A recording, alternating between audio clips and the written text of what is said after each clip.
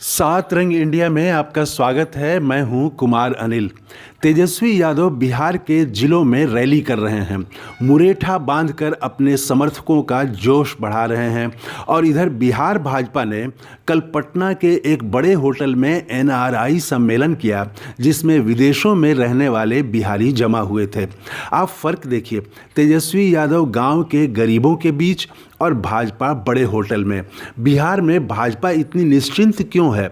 Bihar NDA आज की तारीख में दिशाहीन लग रहा है। उसके पास जनता के बीच जाने का फिलहाल कोई कार्यक्रम नहीं है। मुद्दों पर भी सहमति नहीं है, बल्कि मुद्दों पर एक टकराहट दिख रही है। और इधर इंडिया गठबंधन ने कल पटना में बड़ा ऐलान किया। 3 मार्च को पटना में महारैली होगी, जिसमें सभी दलों के प्रमुख नेता शामिल होंगे। राहुल गांधी भी आएंगे, लालू प्रसाद रहेंगे और वाम दलों के नेता दीपंकर भट्टाचार्य, सीताराम येचुरी और डी राजा भी रहेंगे।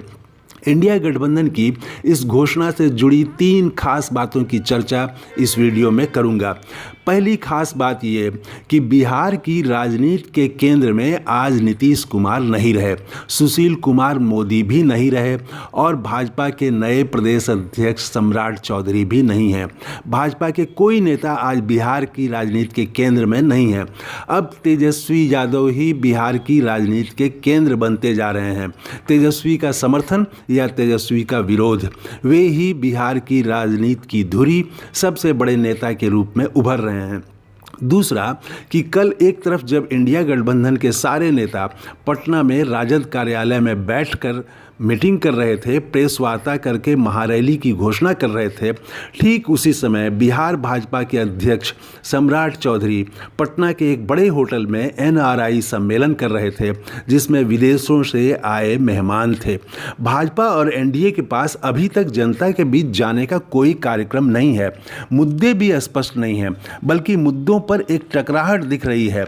2 दिन पहले जदयू के प्रदेश अध्यक्ष ने अपने जिला प्रभारियों को एक निर्देश जारी किया कि सभी जिला प्रभारी जिलों में जाएं और लोकसभा चुनाव तक वहीं रहें। निर्देश का कितना पालन होगा, इसमें बहुत शक है। बड़ी बात यह है कि जदयू ने जो निर्देश जारी किया उसमें कहा गया है कि जाति गणना और आरक्षण की सीमा बढ़ाकर 75% करने का प्रचार कीजिए। सवाल है कि क्या भाजपा भी जाति गणना और आरक्षण पर जोर देगी? जवाब तो नहीं में ही होगा। तो मुद्दों को लेकर भी सहमति नहीं है। पूरे एनडीए में कार्यकर्ताओं के पास कोई एक दिशा नहीं है, कोई एक मुद्दा नहीं है। फिर भी भाजपा इतनी निश्चिंत क्यों है? नीतीश कुमार इतने निश्चिंत क्यों हैं? क्या यह उनका ओवर कॉन्फिडेंस है कि बिहार तो राम मंदिर के नाम पर दुनिया में भारत की प्रतिष्ठा बढ़ाने और विश्व गुरु बनने के कारण, धारा 370 खत्म करने के कारण ही जनता जिता देगी? उनमें इतनी निश्चिंतता ओवर कॉन्फिडेंस है या एनडीए में एकता का अभाव है, सीटों पर असमंजस है और इसीलिए निष्क्रियता है और इसीलिए राजनीतिक दिशाहीनता भी? क्या वजह है? बिहार एनडीए में एक तीसरा टकराव भी है। बिहार एनडीए का चेहरा कौन होगा? क्या जदयू भी प्रधानमंत्री मोदी के नाम पर ही चुनाव लड़ेगा या वह अपने नेता नीतीश कुमार के कार्यों को सामने रखेगा? क्या नीतीश कुमार भी प्रधानमंत्री के भरोसे चलेंगे? पहले तो ऐसा नहीं था। नेतृत्व और चेहरे को लेकर भी एक खींचतान बिहार एनडीए में दिख रहा है।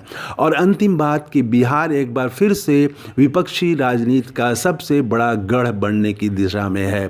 इंडिया गठबंधन की पहली रैली पटना में होगी और इसके 2 मायने हैं।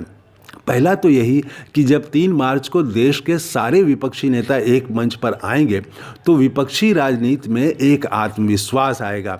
उन लोगों में भी भरोसा जगेगा जो विपक्ष को एकजुट देखना चाहते हैं। अन्य राज्यों के विपक्षी दलों को भी यह रैली, पटना की महारैली, प्रेरित करेगी।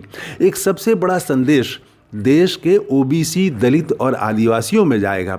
राहुल गांधी लगातार जाति गणना पर जोर दे रहे हैं, नौकरियों की बात कर रहे हैं। तो पटना की इंडिया रैली भाजपा के विश्व गुरु, धारा 370, विदेशों में भारत की प्रतिष्ठा बढ़ने जैसे मुद्दों के सामने रसोई गैस की कीमत, युवाओं को रोजगार और ओबीसी, दलित, आदिवासियों को विकास में हिस्सेदारी जैसे ठोस सवालों को सामने रखेगा।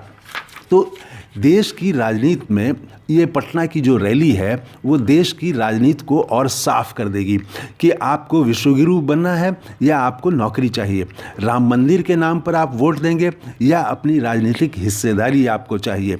देश की राजनीति और ज़्यादा स्पष्ट होगी, एनडीए और इंडिया गठबंधन में फ़र्क ज़्यादा साफ होगा।